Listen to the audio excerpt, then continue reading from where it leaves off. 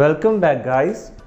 Today we are going to learn about new and amazing words which is going to assist you in your IELTS writing task 2.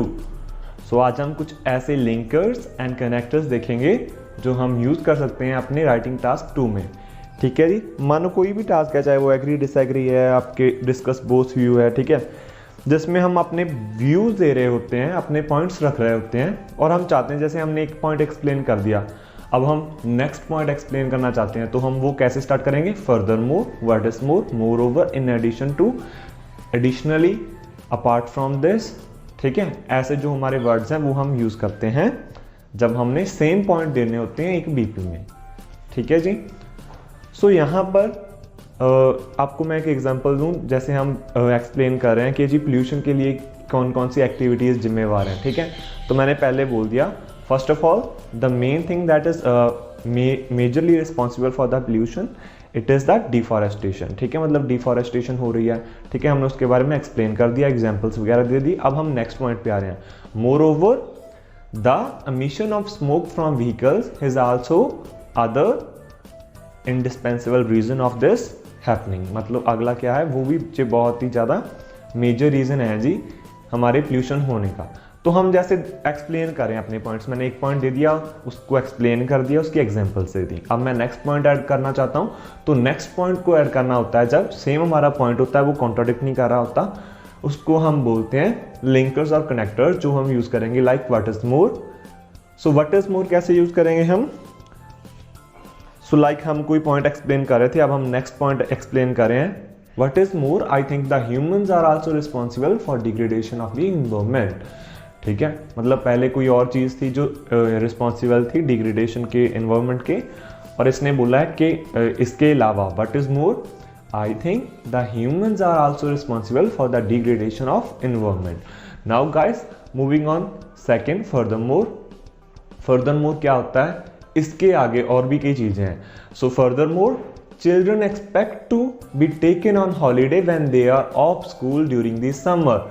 मतलब ये करना चाहिए कि उनको holidays पे लेके जाना चाहिए जी, जब उनके स्कूल ऑफ चल रहे होते हैं समर में. ठीक है, जब समर वेकेशन होती हैं तब हमें उन बच्चों को स्कूल से मतलब छुट्टियों पे लेकर जाना चाहिए. सो ऐसे हम अपना पॉइंट रख रहे हैं फर्दर मोर को ऐड करके.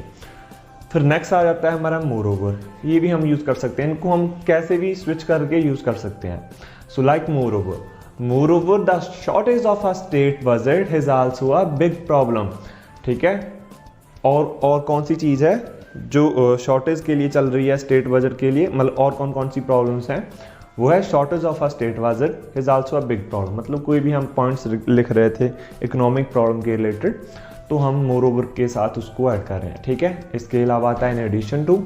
ये भी सेम होता है, इसका मतलब भी होता है अगर मैं कुछ और कहना चाहूँ और ऐड करना चाहूँ तो ये बात होगी. Like in addition, TED helps to keep people up to date. TED Talks होती है ना जो हमारी, वो क्या करती हैं, लोगों की मदद करती हैं अप टू डेट रहने के लिए. Okay, so now let's see more connectors which one can use. So guys, what are the next words?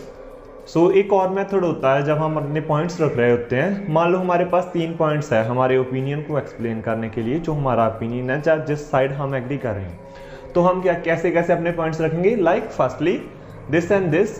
ठीक है, अपना पॉइंट बोल देना है, फिर उस पॉइंट को एक्सप्लेन करके उसके एग्जांपल देके हम मूव करेंगे सेकंड पॉइंट पर. उसको हम शुरू करेंगे सेकेंडली और फर्स्टली के बाद कॉमा आएगा जी. इनके लेटर्स हमेशा अपर लेटर होते हैं. फिर दिस एंड दैट, एंड जब हम थर्ड पॉइंट एक्सप्लेन करते हैं उसको लास्ट बोलते हैं, लास्टली, एंड अपना थर्ड पॉइंट हम रख देते हैं और उसको क्या कर देते हैं, एक्सप्लेन. तो ये सिंपल अलग मेथड होता है. इससे हम, अगर आपने फर्स्टली यूज़ कर लिया तो ये नहीं कोई यूज़ करना दूसरे, तो फर्स्टली, सेकेंडली और लास्टली ही बोलोगे. ठीक है, और फिर आता है अपार्ट फ्रॉम दिस. ये भी यही होता है, apart from this. Apart from this मतलब इस पॉइंट के अलावा और भी बहुत चीज़ें हैं.